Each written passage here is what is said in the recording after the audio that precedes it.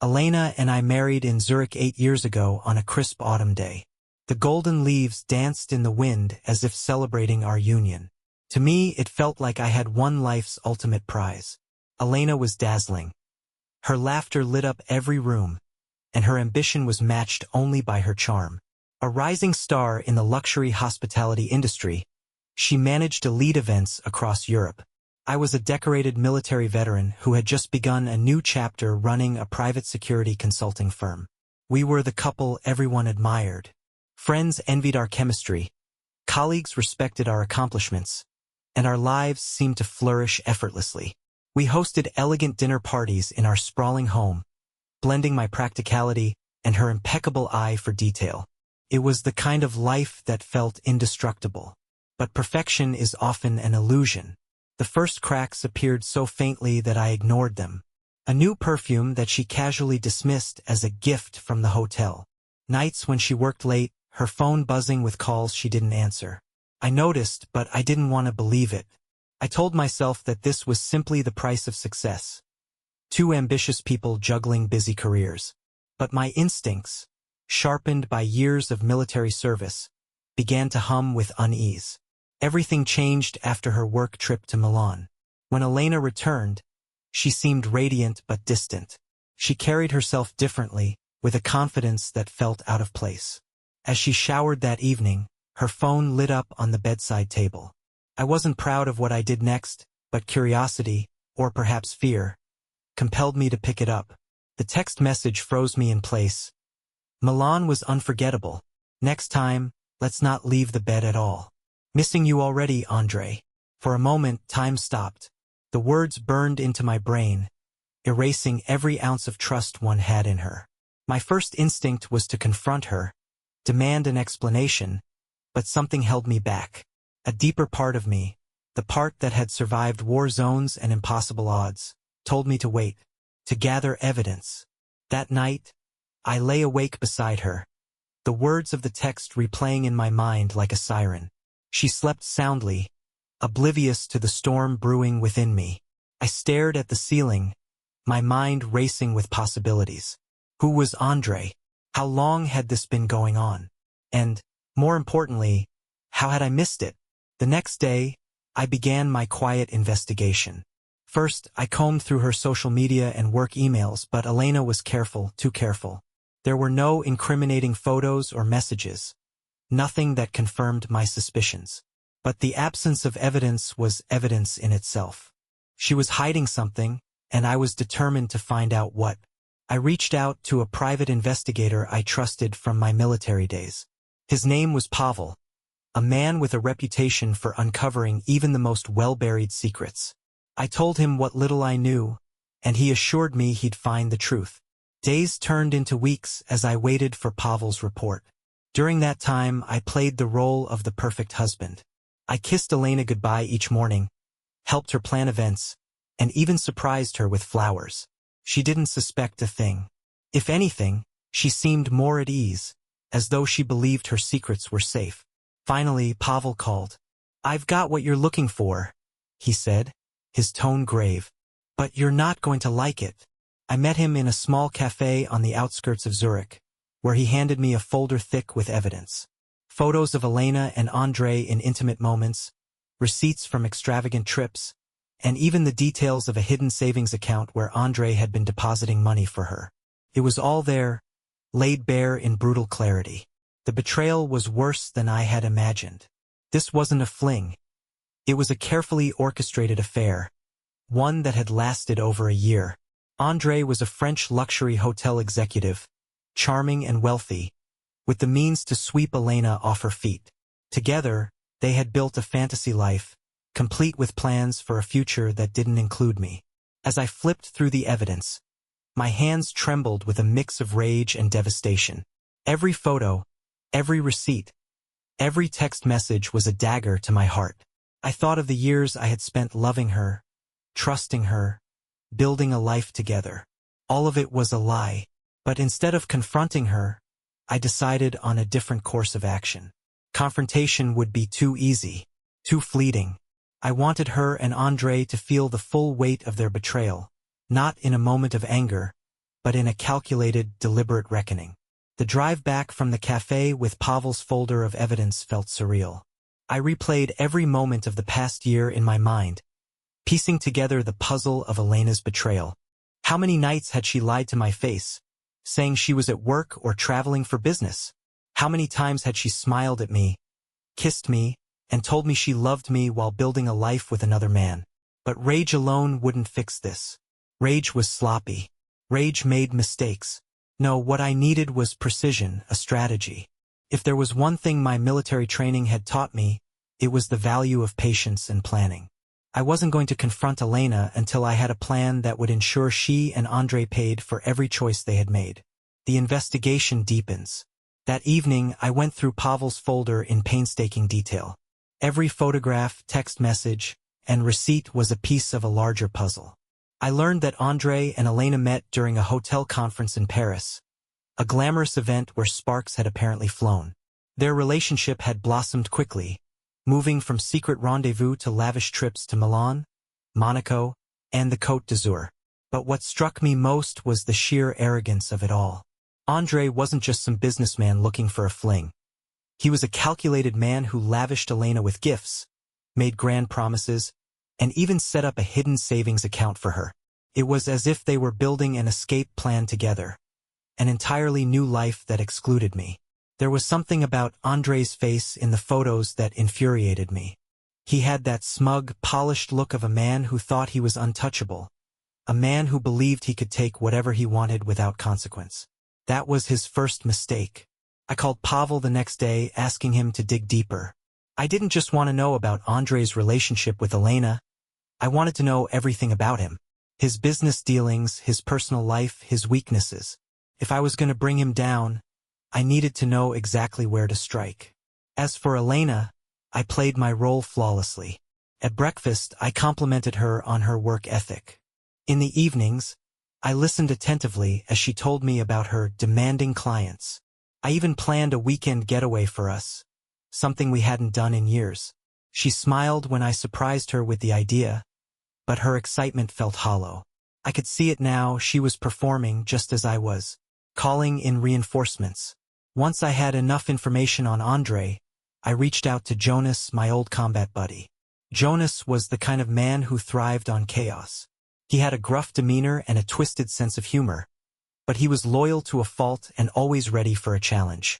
When I told him about Elena and Andre, he let out a low whistle. "Damn, Marcus," he said. "That's brutal. What's the plan?" I explained my idea.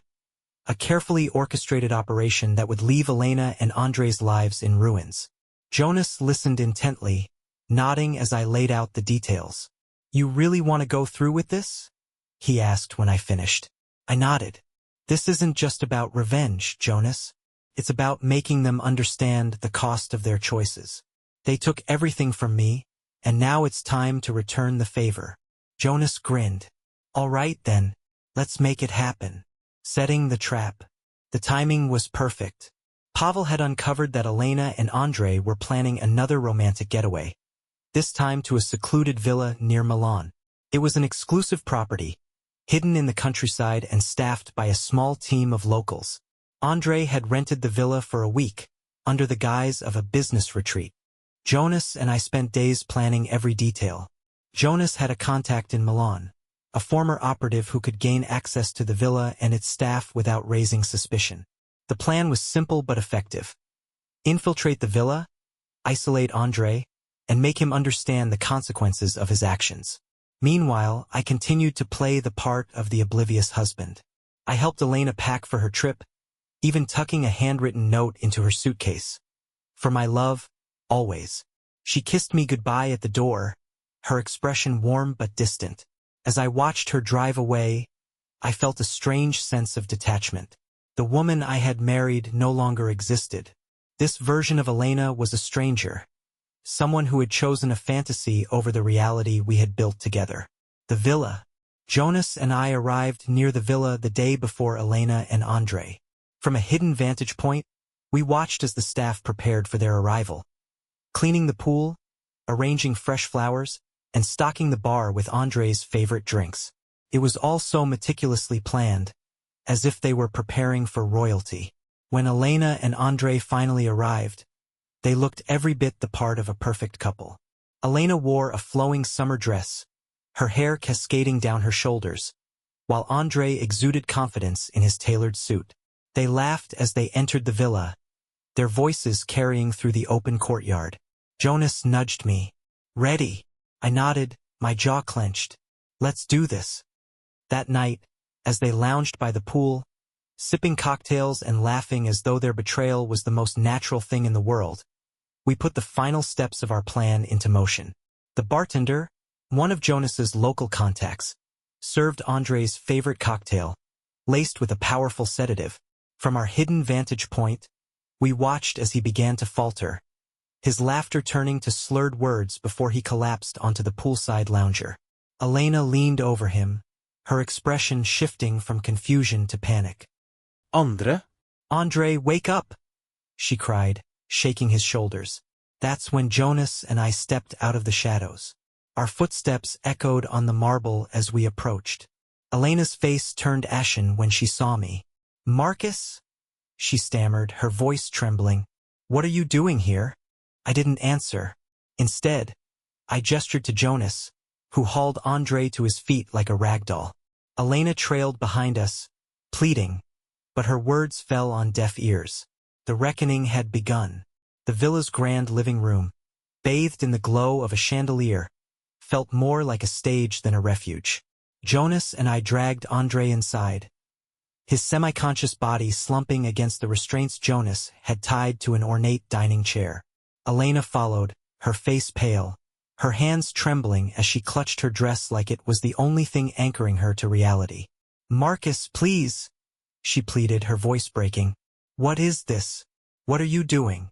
I ignored her, my focus on Andre as he groaned, his head lolling forward. Jonas checked the restraints, his movements deliberate and efficient, before stepping back with a grim nod. "Wake him up," I ordered. Jonas grabbed a glass of ice water from a nearby table and splashed it across Andre's face. The man jolted awake, sputtering and coughing, his eyes wide with panic as he tried to make sense of his surroundings. His gaze darted between me, Jonas, and Elena, who stood frozen in the doorway. "Good evening, Andre," I said, my voice calm but edged with venom. "I'm Marcus." "You've been sleeping with my wife." His mouth opened, but no words came out. Sweat beaded on his forehead as he pulled against the restraints, his breath coming in shallow, panicked gasps. This is a misunderstanding," he stammered, his French accent thickening as fear overtook him. "I don't know what you think. Don't lie to me," I snapped, stepping closer. I let the folder of evidence fall onto the table beside him, its contents spilling out like the damning truth they held. Photos of him and Elena, receipts from their trips, messages detailing their plans for a future together. "I know everything." Elena took a shaky step forward. "Marcus, please. Be quiet," I said sharply, turning to her. "You've already said enough with your actions." Her lips trembled, and for a moment, I thought she might collapse. But I didn't feel pity. Not yet. I turned back to Andre, picking up a photo from the table and holding it in front of him. It was from their trip to Monaco, a candid shot of the two of them laughing on the deck of a yacht. "Tell me, Andre," I said, my tone cold. "What was it about her that made you think you could take what's mine?" He swallowed hard, his Adam's apple bobbing as he struggled to speak. I didn't know she was married," he lied, his voice barely above a whisper. I slammed my hand down on the table, the sound echoing through the room. "Don't insult me. You knew exactly who I was, and you didn't care." Jonas stepped forward, his imposing frame casting a long shadow over Andre. "You're lucky we're giving you the chance to explain," he said, his voice low and menacing. "Most men wouldn't be so generous." Andre flinched, his eyes darting between Jonas and me. "Please," he begged, his voice cracking. I'll leave. You'll never see me again." "Oh, you'll leave," I said, leaning closer until our faces were inches apart. "But not before you understand the consequences of your actions." The breakdown. Elena finally found her voice. "Marcus, stop this!" she cried, stepping closer. "This isn't who you are. You're better than this." I turned to her, my expression hard. "Don't you dare tell me who I am, Elena. You lost that right the moment you betrayed me." Tears streamed down her face as she shook her head. "I made a mistake. I was confused. It didn't mean anything." "Didn't mean anything?" I interrupted, my voice rising. I grabbed the bank statement from the pile of evidence and held it up. "This hidden account didn't mean anything? The trips, the lies, the future you planned with him. None of that meant anything." She didn't answer, her sobs filling the silence. Jonas broke the tension with a cold chuckle. "I think they're finally starting to realize they're not the ones in control anymore." Andre's breath hitched as he pulled against the restraints again, his desperation growing. "Please," he begged. "I'll do anything. Just let me go." "Let you go?" I echoed, my tone mocking. I picked up a bat Jonas had leaned against the wall, a simple, worn tool that felt heavier in my hands than it looked. "Do you have any idea what kneecaps sound like when they break, Andre? Because I've heard it. I've seen men crawl for miles with shattered legs. And you're not half the man they were." Andre's face went pale, his body trembling as he shook his head. "No, please." I swung the bat, not at him but at the table beside him. The crack of wood splintering filled the room, and both Andre and Elena flinched violently.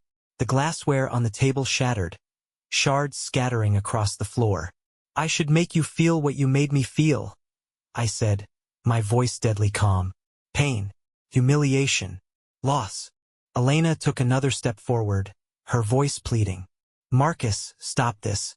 I'm sorry. "I'll do anything to fix this. Just, please, stop." I turned to her, the bat resting on my shoulder. "Fix this," I repeated, laughing bitterly. "You can't fix this, Elena. You destroyed it." The command. I stepped back, letting the bat drop to the floor with a dull thud. I gestured to Jonas, who untied Andre and hauled him to his feet. The man could barely stand, his legs shaking beneath him. "Get out," I said, my voice low but commanding. "Both of you, and if I ever see either of you again, there won't be a warning. Just consequences." Andre staggered toward the door, his breath shallow and uneven. Elena hesitated, her tear-filled eyes meeting mine one last time. "Marcus, go," I said firmly, "and don't look back." She turned slowly and followed Andre into the night, leaving the villa eerily silent. I stood there for a long time, staring at the wreckage they had left behind. The broken glass, the scattered papers, the shadows of a life that no longer existed. The villa was quiet now, but the echoes of what had just transpired lingered in the air. I stood in the center of the room, staring at the mess around me. Shards of glass glittered on the marble floor, broken like the life I had once thought was unshakable. Jonas leaned against the wall, watching me silently. He didn't ask if I was okay. He knew better. "Want me to clean this up?" Jonas finally said, nodding toward the room. I shook my head. "Leave it. Let the staff handle it. We're done here." We left the villa without another word, the cool night air washing over me as we walked to the car parked down the hill. Jonas drove, giving me the silence I needed. My mind was racing, but not with guilt or regret. Instead, I felt an odd sense of emptiness. The confrontation, the carefully orchestrated reckoning, it should have brought me satisfaction, closure. But it didn't. Not entirely. Back in Zurich. The next morning, I returned to Zurich and stepped into the house I once called a home. Without Elena, it felt cavernous, sterile. Her absence was palpable. Her shoes no longer by the door, her perfume no longer lingering in the air. I moved through the house, room by room, trying to make sense of what my life had become. In the bedroom, her side of the closet was still half full. I hadn't touched it since discovering her betrayal, as if clearing it out would make everything real. But now, staring at the rows of neatly hung dresses and shoes, I felt a surge of anger. This was no longer her space. It was no longer our space. I grabbed a large box and began throwing her things into it. Clothes, jewelry, photos, even the decorative pillows she had insisted on buying. Every item felt like a piece of her I was reclaiming, ripping out of the life she had corrupted. When I finished, the room looked barren, but it also felt lighter. I dropped the box off at a storage unit, making sure it was far from my sight. Out of sight, out of mind, that was my mantra now. I didn't want anything left in my life to remind me of her. The plan unfolds. But my work wasn't done yet. Elena and Andre may have been humiliated, but that wasn't enough. They had carefully built their fantasy world, and I intended to tear it down brick by brick. I reached out to Pavel again, asking him to dig deeper into Andre's business dealings. It didn't take long for him to find what I was looking for. Andre had skeletons in his closet, and not just the affair with Elena. There were discrepancies in his company's financial records, unauthorized expenses, misused company funds, and questionable transactions tied to offshore accounts. It was exactly the kind of scandal that could ruin a man in his position. I compiled everything into an anonymous dossier and sent it to Andre's employer, along with a few well-placed tips to industry journalists. Within a week, the whispers began. Articles surfaced, questioning Andre's integrity and his role in the misuse of company resources. The luxury hotel group he worked for quickly launched an internal investigation. By the time the dust settled, Andre was finished. His reputation was in shambles, his career in the hospitality industry over. He had become a pariah, a man no one wanted to associate with. The thought of him scrambling to salvage his life brought me a small measure of satisfaction. Elena's fall. Elena didn't fare much better. Word of her affair and the scandal surrounding Andre reached her professional network, where trust and reputation were everything. Clients pulled out of events she was managing, and colleagues began to distance themselves. She had always been the golden girl of the industry, but now she was seen as reckless, untrustworthy. It wasn't long before she lost her job. The high-end events she once orchestrated were replaced by desperate applications to smaller, less glamorous roles. She eventually moved into a modest apartment on the outskirts of Zurich, far from the luxurious life she had once enjoyed. Despite everything, I felt no joy in her downfall. Watching her struggle didn't undo the damage she had done to me. It didn't make me whole again. If anything, it made me realize just how much I had lost. Not just a wife, but the version of myself who believed in her. The cost of revenge. One night, Jonas and I met at a quiet bar in the city. He ordered his usual beer, while I nursed a whiskey, the burn of it grounding me. "Well, it's done," Jonas said, breaking the silence. "Andre's finished. Elena's out of the picture. You got what you wanted." I nodded slowly. "I did." Jonas studied me for a moment. "So, why don't you look satisfied?" I didn't answer right away. Instead, I stared at the amber liquid in my glass, swirling it absent-mindedly. "Because it doesn't fix anything," I finally admitted. "The betrayal still happened. The damage is still there. Revenge doesn't undo that." Jonas leaned back in his chair, his expression thoughtful. "No, it doesn't. But it gives you something they can't take away, control." He was right. Taking back control of my life had been necessary, even if it didn't erase the pain. But as I sat there, I realized that holding on to anger and resentment was like carrying a weight I didn't need anymore. It was time to let go. A new direction. The next morning, I made a decision. I contacted a realtor and put the house on the market. It was a beautiful home, but it wasn't mine anymore, not in the way that mattered. I wanted a fresh start, free of the memories that haunted every corner of that space. Within weeks, the house sold, and I moved into a sleek, modern apartment in the heart of the city. It was smaller, simpler, but it felt like mine. For the first time in months, I felt like I was moving forward, not looking back. Revenge had been a chapter in my story, but it wasn't the whole story. I was ready to start writing a new one. Moving into the new apartment marked the beginning of a fresh chapter in my life. It was a modest space compared to the sprawling house I had shared with Elena, but it was mine. The sleek, minimalist decor and clean lines mirrored the simplicity I craved. There were no traces of her here, no lingering reminders of what had been lost. The first few weeks were quiet, too quiet. Without the distractions of revenge or the turmoil of the past year, I was left alone with my thoughts. At first, the silence felt suffocating, but over time, it became a refuge. I used the stillness to reevaluate my priorities, my goals, and the kind of person I wanted to be moving forward. A chance encounter. One evening, as I walked through the cobblestone streets of Zurich's old town, I stumbled upon a small bookstore tucked between two larger buildings. Its warm, inviting glow stood out against the cold night. Something about it drew me in, and before I knew it, I was browsing the shelves, running my fingers along the spines of books I hadn't thought to read in years. "Looking for anything in particular?" a voice asked. I turned to see a woman standing behind the counter. She had kind eyes and a calm demeanor, the kind that made you feel instantly at ease. Her name tag read Sophia. "Just looking," I replied, offering a small smile. She nodded, but her gaze lingered for a moment. "Well, if you need recommendations, let me know. I'm good at finding stories for people who don't know what they're looking for."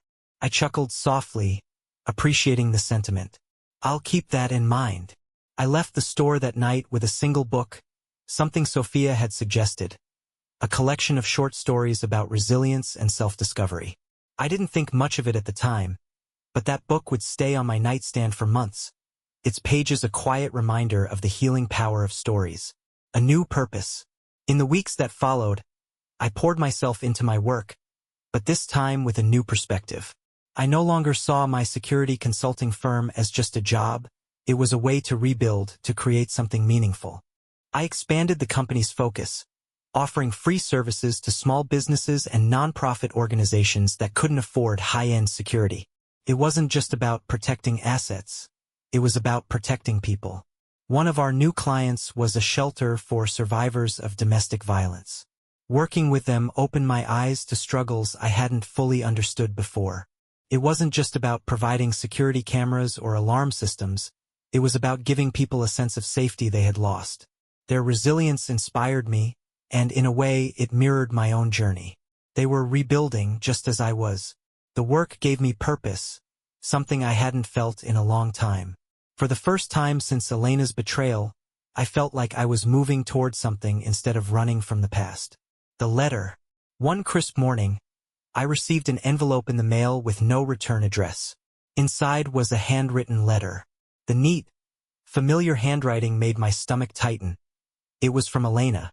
"Marcus, I know I'm the last person you want to hear from, and I don't blame you. But I need to say this even if you never read it. I'm sorry. Truly deeply sorry. Not just for what I did, but for the pain I caused you. You didn't deserve any of it. I don't expect forgiveness. I don't even expect a response.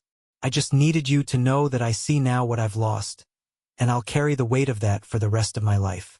I hope you've found some semblance of peace. I hope you're happy again. You deserve that much and more. Elena." I read the letter twice, my emotions shifting with each word. Part of me wanted to rip it to shreds, to let the fire consume it like the rest of the evidence I had destroyed. But another part of me, the part that was learning to let go, felt something else. Not forgiveness but closure. I folded the letter carefully and placed it in the back of my desk drawer. It wasn't something I wanted to dwell on, but I wasn't ready to destroy it either. Some doors were better left ajar, not fully closed, but not reopened. The turning point. That evening I returned to the bookstore, unsure of why I felt compelled to go back. Sophia was there, shelving books in the corner. She glanced up and smiled when she saw me. "Back so soon?" she teased. "I guess your recommendation left an impression," I replied, holding up the book I had almost finished. She laughed lightly, her eyes crinkling at the corners. "I'll take that as a compliment. Ready for another one?" As we talked, I found myself drawn to her warmth and sincerity. It wasn't romantic, at least not yet. It was something simpler, a connection that reminded me of the goodness people were still capable of. For the first time in a long while, I felt something stir within me, a quiet hope that maybe, just maybe, I could find a new path forward. Moving forward felt less like a linear path and more like navigating a maze. Days turned into weeks, and while the sharp edges of anger and betrayal dulled, I still carried the weight of it. But life, as it often does, offered a small, unexpected light. One chilly evening, while wandering through Zurich's old town, I found myself drawn to a small bookstore tucked between two larger, flashier shops. It wasn't the kind of place I normally visited, but something about its warm glow and inviting window display made me pause. Inside, the space was cozy, filled with the scent of old paper and freshly brewed tea. As I browsed, running my fingers along the spines of books I had no intention of buying, a voice broke through the quiet. Looking for something in particular? I turned to see a woman standing behind the counter, her presence as unassuming as the store itself. She wasn't striking in the traditional sense, but there was something about her that immediately drew my attention. She had kind eyes, framed by loose curls that spilled from a messy bun. Her name tag read Sophia. "Just looking," I replied, offering a faint smile. Sophia returned the smile, but there was something knowing in her gaze. "Well, let me know if you need help. Sometimes people walk in here not knowing what they're looking for." I chuckled softly at her words, though they struck a chord. I left the bookstore that night with a book she had recommended, a collection of short stories about resilience and self-discovery. It wasn't the kind of thing I normally read, but I figured it couldn't hurt. What I didn't realize at the time was how much that book and that chance encounter would come to mean. The days between. The book sat on my nightstand for 2 days before I finally picked it up.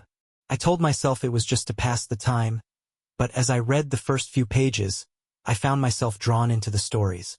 Each one was a testament to human endurance, to the quiet strength it takes to rebuild after loss. I finished it in 3 nights, the final page leaving me with a sense of calm I hadn't felt in months. I returned to the bookstore a week later, not entirely sure why. Sophia was there again, this time rearranging a display of poetry collections. She looked up when I walked in and smiled. "Back so soon?"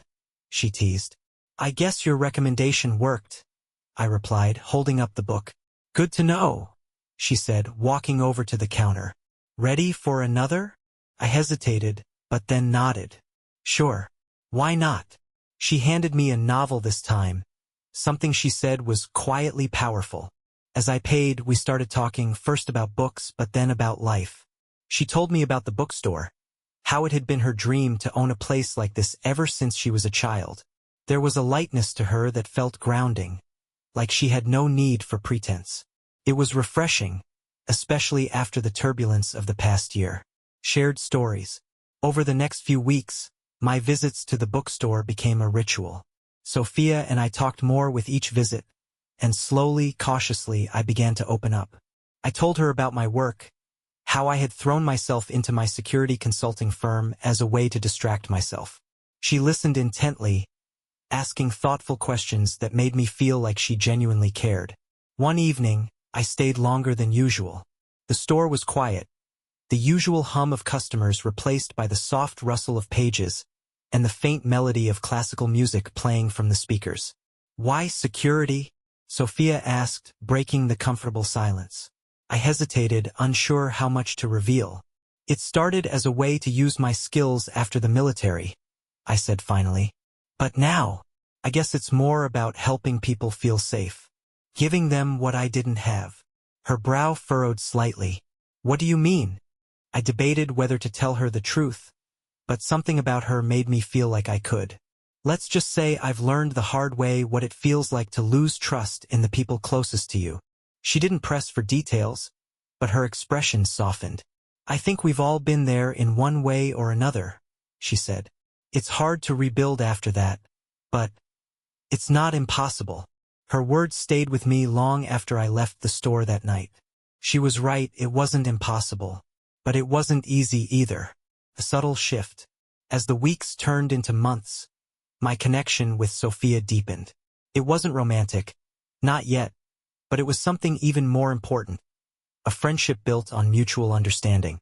She had her own scars, though she didn't share the details. Still, there was an unspoken recognition between us, as though we both knew what it meant to pick up the pieces after everything falls apart. In her presence, I felt something I hadn't felt in a long time: hope. It wasn't a flood, but a quiet, steady trickle, like the first drops of rain after a long drought. For the first time, I began to believe that maybe, just maybe, I could move forward. Life began to feel lighter, more manageable, but the past has a way of resurfacing when you least expect it. One rainy afternoon, as I walked through the old streets of Zurich, I saw her, Elena. She was sitting alone on a park bench, staring blankly at the rain as it splashed against the cobblestones. She looked different. Her once polished appearance had dulled, replaced by something raw and vulnerable. For a moment I froze. Part of me wanted to walk away, to let her remain a ghost of the past. But another part, the part that had been searching for closure, compelled me to approach. I didn't know what I wanted to say, or even why I felt the need to confront her, but my feet carried me forward. When she looked up and saw me, her eyes widened in shock. "Marcus," she said softly, her voice barely audible over the rain.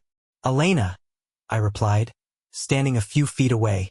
Her hands fidgeted in her lap as she looked down, unable to meet my gaze. "I didn't think I'd see you again." "Neither did I," said. The words hung in the air between us, heavy with unspoken meaning. I wasn't sure what I expected. An apology, an explanation, maybe even anger, but what I saw instead was guilt. Pure, unfiltered guilt etched into every line of her face. For a moment, I almost felt sorry for her. Almost. The conversation. "Can I explain?" she asked after a long silence, her voice trembling. I didn't answer right away. Instead, I gestured to the space beside her. She shifted, making room for me on the bench. I sat down, the rain falling softly around us, and for the first time in what felt like forever, I let her speak. "I know I don't deserve this," she began, her voice barely above a whisper. "But I need you to know that I'm sorry. For everything." I stayed silent, letting her continue. "I thought I wanted something more," she admitted. "Something exciting. I convinced myself that our life wasn't enough, that I wasn't enough. And in chasing that, I destroyed the best thing I ever had." Her words were raw, almost desperate, but they didn't spark the anger I thought they would. Instead, I felt a strange sense of detachment, as though I were watching the scene unfold from somewhere outside myself. "I don't expect you to forgive me," she said, her voice breaking, "but I need you to know that I've regretted it every single day." I finally turned to her, my gaze steady. "You're right," I said. "You don't deserve forgiveness, and I don't owe you anything. But I'm not angry anymore. I've moved on." Her eyes filled with tears, but she nodded, as though she had expected nothing less. "Thank you," she whispered. For a moment, we sat in silence, the rain pattering softly around us. When I stood to leave, she looked up at me one last time. "I hope you find happiness, Marcus," she said. "You deserve it." I nodded, but I didn't respond. As I walked away, I felt something lift, a weight I hadn't realized I'd been carrying. It wasn't forgiveness, but it was something close. Closure, perhaps. Letting go. That night, I opened the desk drawer where I had kept her letter. I unfolded it, reading her words one last time. They didn't sting the way they once had. Instead, they felt like echoes of a life that no longer belonged to me. Without hesitation, I walked to the fireplace and dropped the letter into the flames. The paper curled and blackened, the words disappearing into ash. Watching it burn, I felt a sense of finality I hadn't thought possible. The past, I realized, didn't have to define me, could shape me, teach me, even scar me, but it didn't have to hold me prisoner. The ripple effect. In the days that followed, I noticed subtle changes in myself. I no longer avoided the places that reminded me of Elena, no longer flinched at the memories. They were just that, memories. And with each passing day, they faded a little more. My focus shifted entirely to the future. I began expanding my consulting firm, bringing on new team members and taking on larger projects. We started partnering with charities and nonprofits, offering security solutions to those who couldn't afford them. It wasn't just about the work anymore. It was about creating something meaningful, something bigger than myself. Sophia became a constant presence in my life. Our conversations deepened, moving beyond books and into the parts of ourselves we rarely shared with others. She told me about her past, a long-term relationship that ended in betrayal much like mine. It was different, but the pain was the same, and it created an unspoken bond between us. "You don't have to rush anything," she said one evening, as we sat in the quiet of her bookstore. "Healing isn't a straight line. It's okay to take your time." Her words stayed with me, and for the first time I allowed myself to believe them. I didn't have to have all the answers.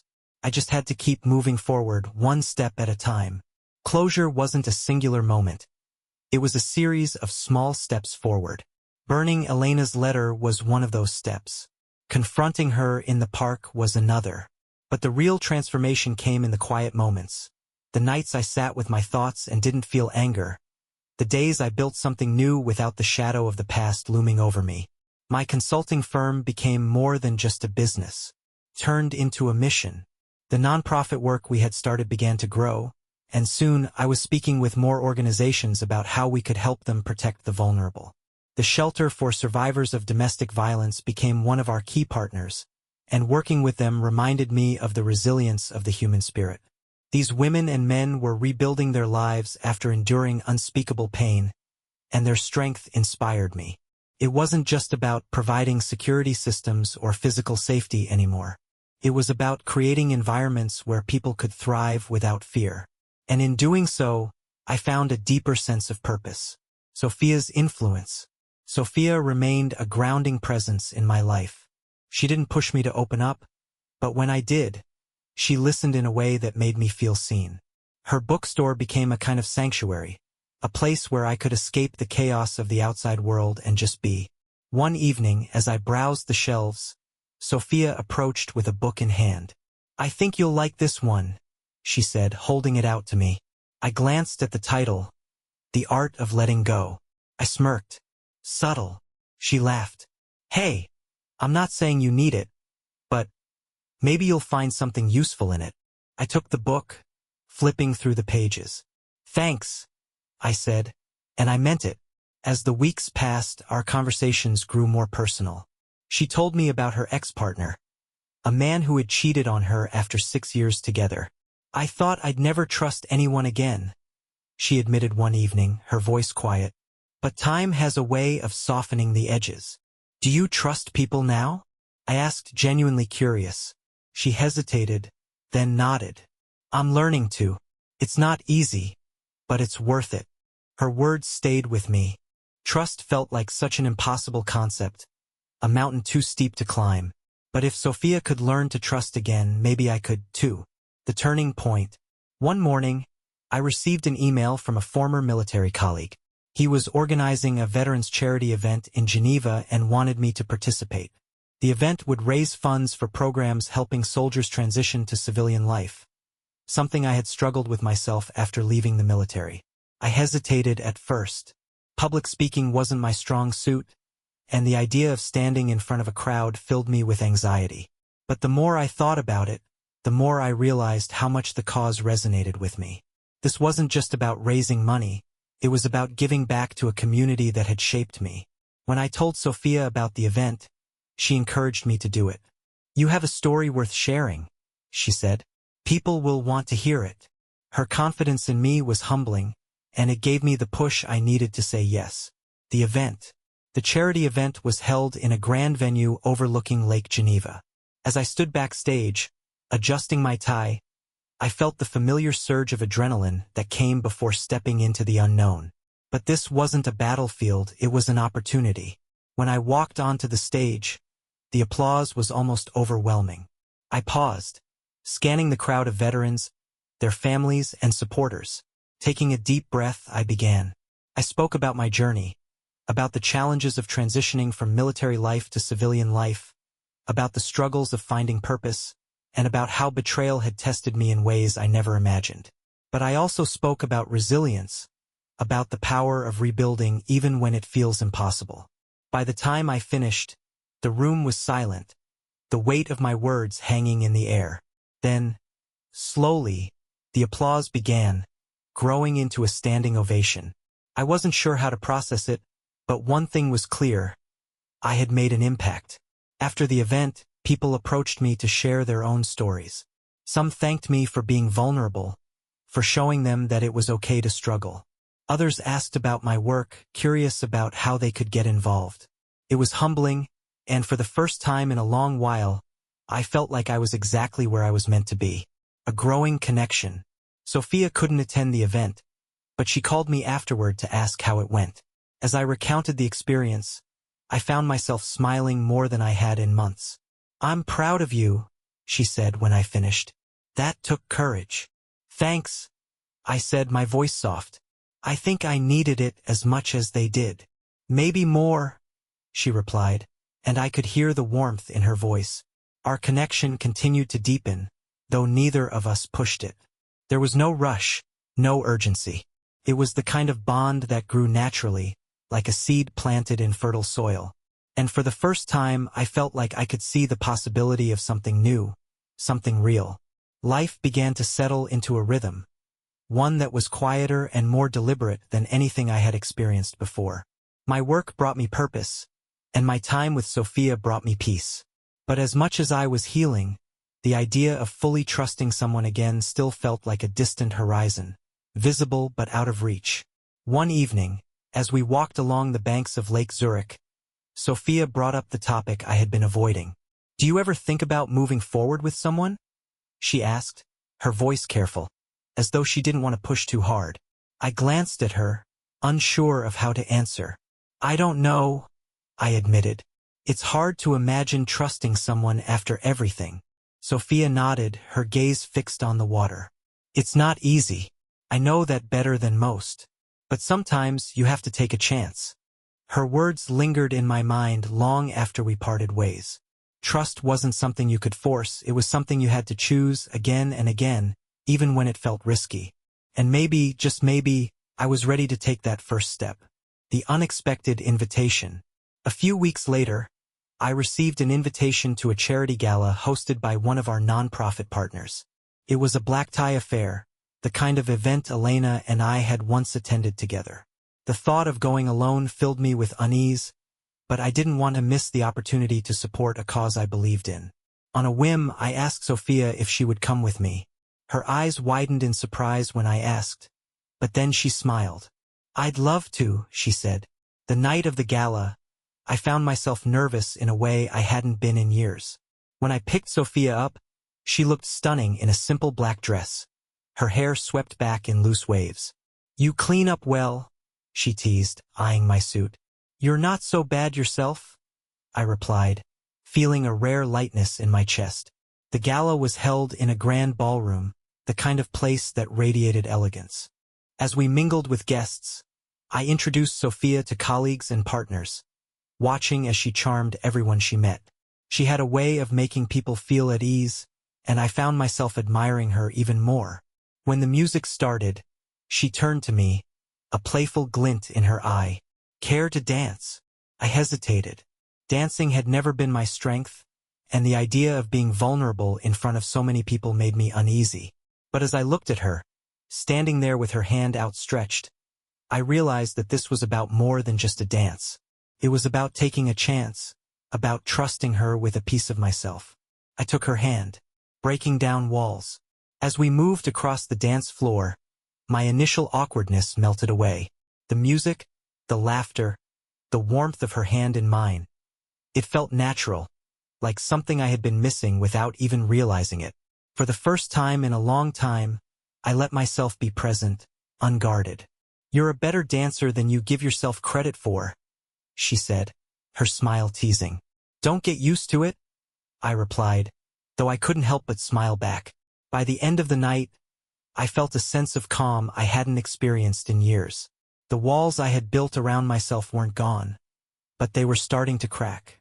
And for the first time, I didn't feel the need to reinforce them. A new chapter. After the gala, Sophia and I began spending more time together outside the bookstore. We went to art exhibits, explored hidden corners of the city, and even took a day trip to the mountains. Each moment felt like a small step toward something bigger, something I hadn't dared to hope for. One evening, as we sat on a park bench overlooking the lake, I finally told her the full story of what had happened with Elena. I hadn't planned to, but the words spilled out, raw and unfiltered. She listened without interrupting, her expression soft but serious. When I finished, she reached over and placed her hand on mine. "You didn't deserve that," she said simply. "But it doesn't define you." Her words struck something deep within me. For so long, I had let the betrayal shape my identity, my choices, my relationships. But she was right, it didn't have to. I could choose to be more than the sum of my scars. The first step. That night, as I walked her home, something shifted. When we reached her door, she turned to me, her expression expectant. For a moment, I hesitated, unsure of what to do. But then I remembered her words about taking chances. I leaned in and kissed her. It was tentative at first, but as she kissed me back, I felt something inside me click into place. It wasn't a grand, dramatic moment, but it was real. And for the first time, I felt like I was stepping into a new chapter, one that wasn't defined by pain or betrayal, but by hope. The kiss wasn't the end of a journey. It was the beginning of something new. It felt unfamiliar but hopeful, like the first rays of light after a long storm.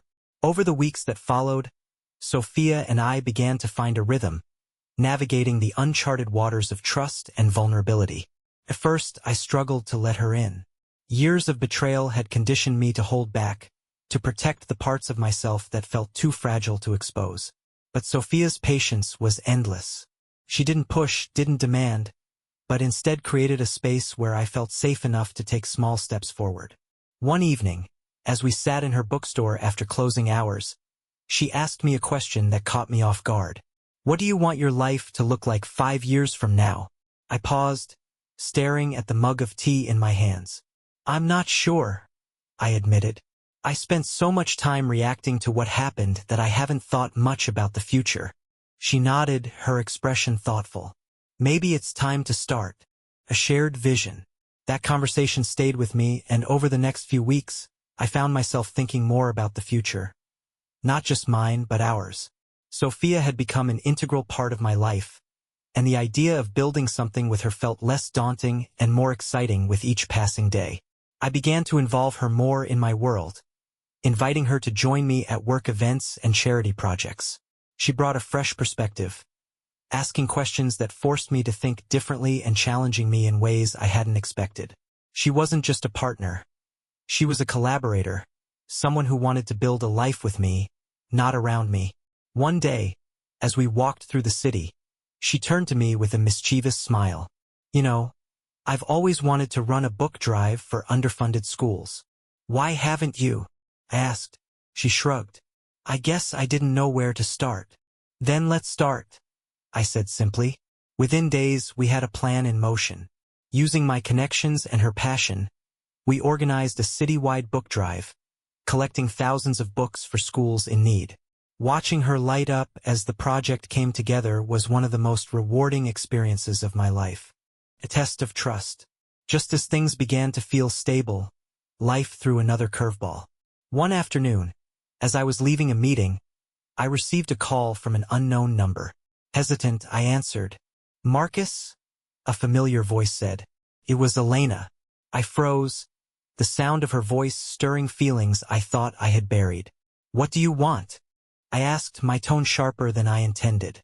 I need your help," she said, her voice trembling. "I don't have anyone else to turn to."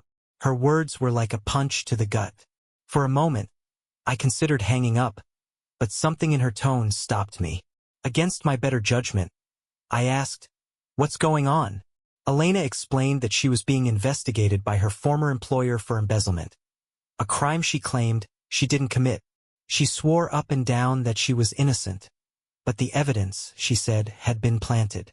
"I know I don't deserve your help," she said, her voice breaking, "but you're the only one who knows how this industry works.